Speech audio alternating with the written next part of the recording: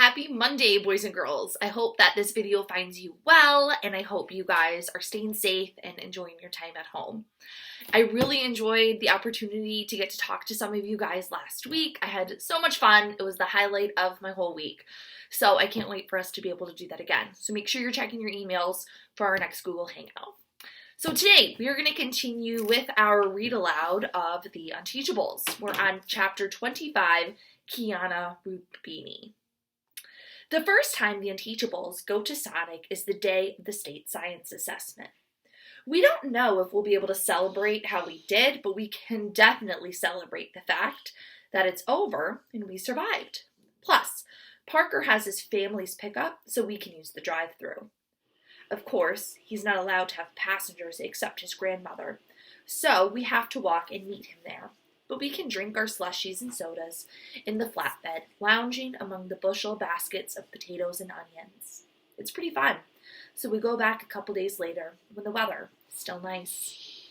It's a long walk home though, so it's pretty late in the afternoon when I come stumbling through the door, hyped up on sugar, to find Step Monster in the front hall waiting for me. I'm instantly on guard. I've been in Greenwich for more than a month, and she's never once waited for me. She's always too busy chasing after Chauncey, trying to keep him from spontaneously combusting or flushing himself down the toilet or whatever. What? I ask her. Your school called, she tells me grimly. Or maybe should I say, a school called, since you don't really go there. My first instinct is to try to bluff through it. Of course it's my school. Where do you think I hang out every day? Save it, Kiana. It's all open now. That science exam you've been working so hard on, they graded your test, but couldn't find a student to match it to. They called us because we're the only Rubinis in Greenwich. You're busted. The science test. I should have known. Just because Mr. Kermit never checks his class list doesn't mean that nobody else checks theirs. I kick off my sneakers and stomp into the living room. Wouldn't you know it, Chauncey's fast asleep in his playpen. The one time I need him awake and alert and ripping through curtains down, he fails me. It's not my fault, I complained. You left me alone on the first day of school, so I found a class and stayed there. Believe it or not, Step Monster looks a little bit ashamed. I'm sorry. Should have been a little more on top of things. But your education isn't a game, and a school is more than a drop-in center where you can come and go as you please. Why in a million years did you think you would get away with this? Because nobody cares about me, I explode. If you did, you wouldn't have flaked off before making sure I got registered.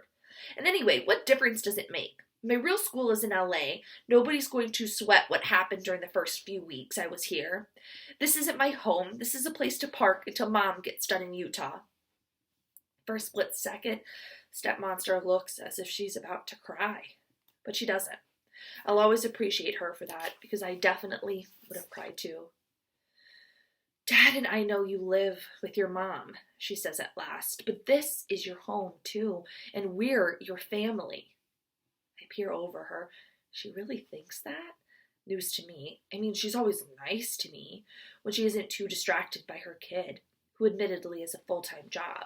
But family? So what happens now? I ask in a small voice. I do what I should have done on day one, she decides. I'm going to get you in that school properly registered. No, I howl. They'll put me in regular classes. They won't let me stay in SCS 8. Why not? Because I blurt the only thing I can think of. Because I'm not dumb enough. She's blown away. Dumb? I spill my guts, the Unteachables and Mr. Kermit, and how we started out a bad class, but we're turning into an amazing one, and pretty good friends besides. Step Monster listens to my sob story, and the longer I go on, the more stunned she seems. By the time I get to the end of it, Chauncey is awake, but instead of fussing, he's watching me through the mesh of the playpen, listening intently, like he can't wait to hear how it will all turn out. Step Monster looks at me straight in the eye. That's the class you want. That's the class you're going to be in, unteachable or not. I jump up and I wrap my arms around her. I don't know if she expected it, but I definitely didn't. It's a weird moment, but not in a totally bad way. Chauncey isn't a big fan of that. He screams his head off. I pull back. You better go get him. In his mind, hugging privileges are his and his alone. She laughs. You're probably right. And by the way, I don't think you're unteachable. That science test, school said you aced it.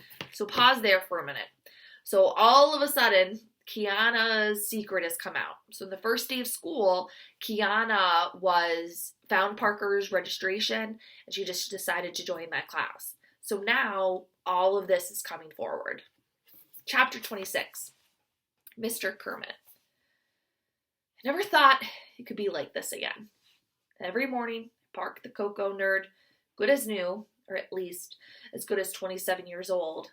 I can't wait to get into the classroom. There's a spring in my step, practically jogging. At the coffee pot in the faculty lounge, I fill the toilet bowl only halfway. I don't need coffee to stay awake. I'm firing on all cylinders, as Jumpin' Jake Terranova might say. Even that name doesn't sour me the way it once did. I'll never be able to forgive the cheating scandal, but there's no denying the role that Jake played in turning this class around. The class. Just the thought of them sends a jolt of electricity up my spine. Who could have guessed that the rejects of the whole district would turn out to be exactly what I needed? The Unteachables? Well, not anymore. Oh, sure, there are better students in the world. Okay, there are better students in this hallway. But comparing what they've become to and what they started out as, it's clear something very special is happening. And their teacher has to believe in something I haven't believed in a very long time. Myself. The state science assessment, that did it for me.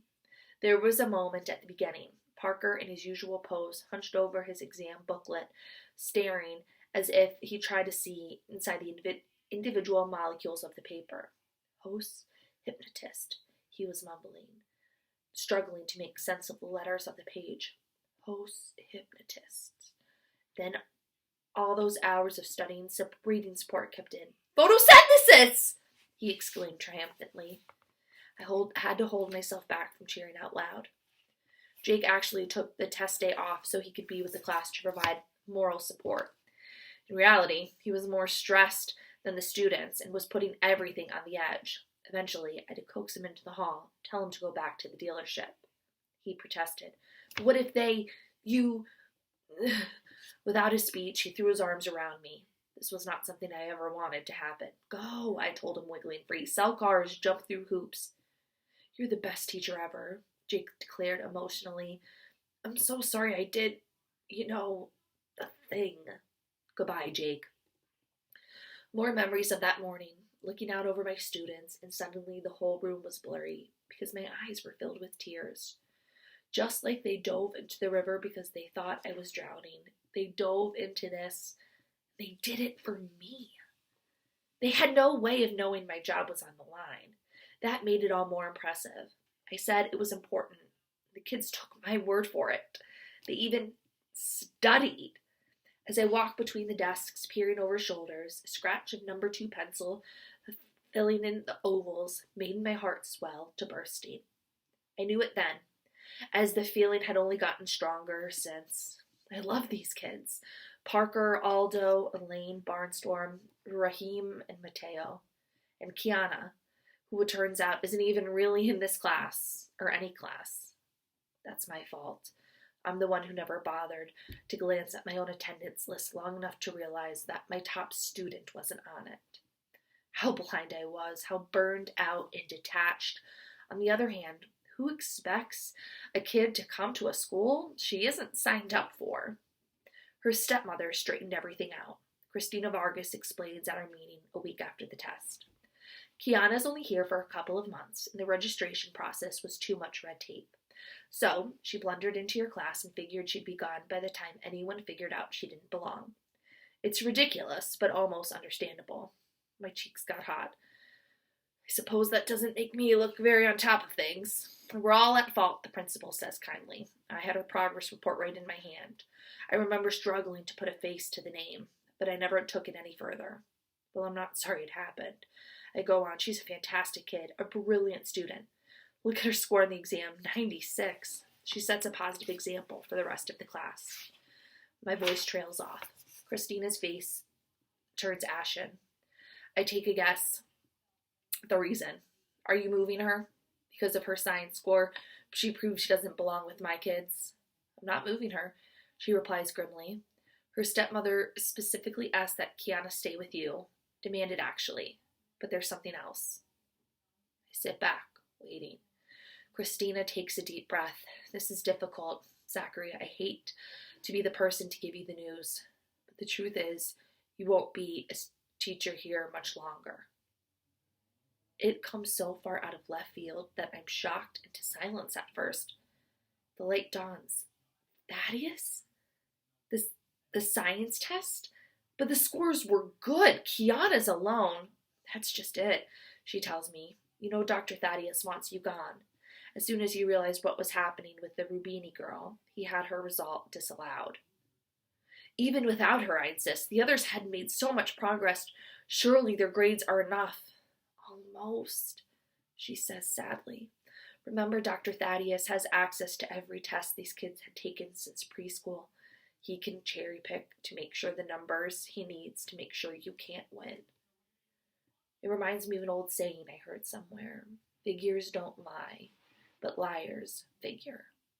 Devastated, the principal removes an envelope from her desk drawer and hands it over. Dr. Thaddeus dropped it off this morning.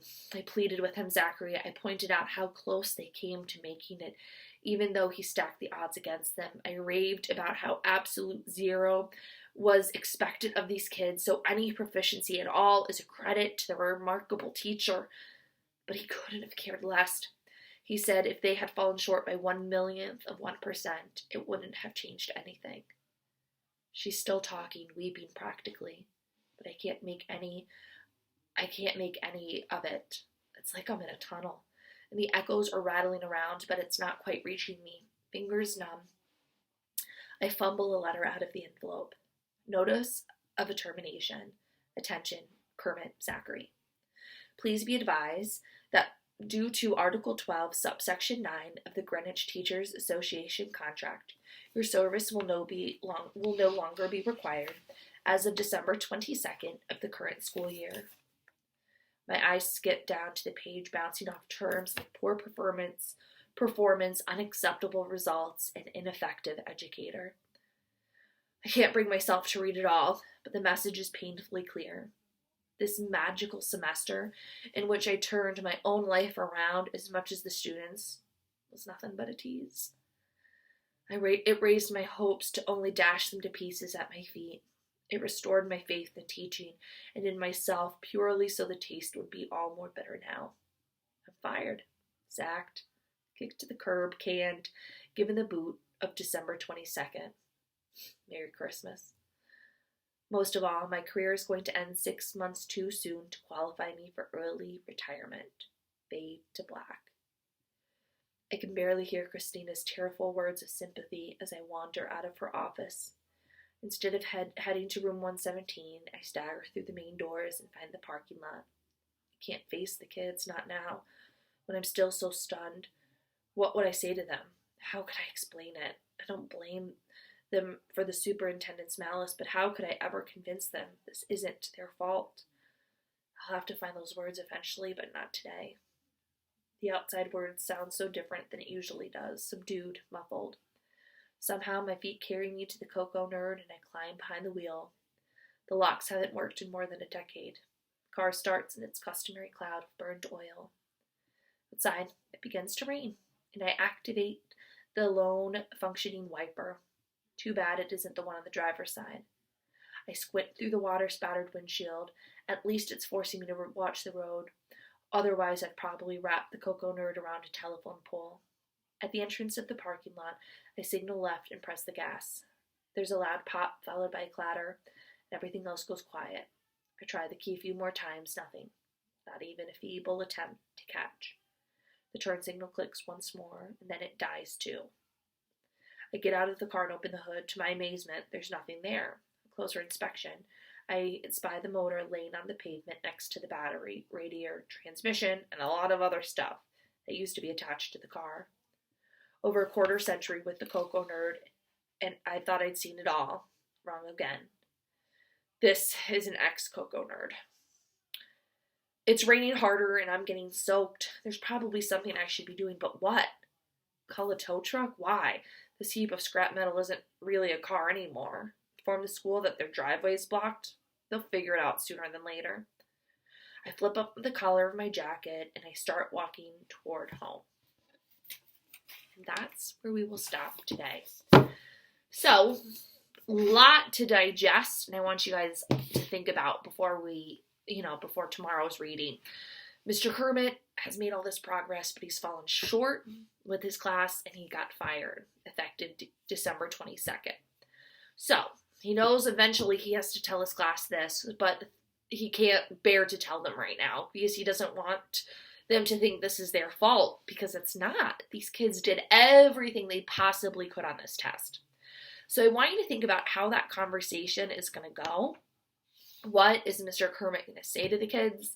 How are the kids going to react? Okay, so a bunch of things for you guys to keep in mind before tomorrow's reading.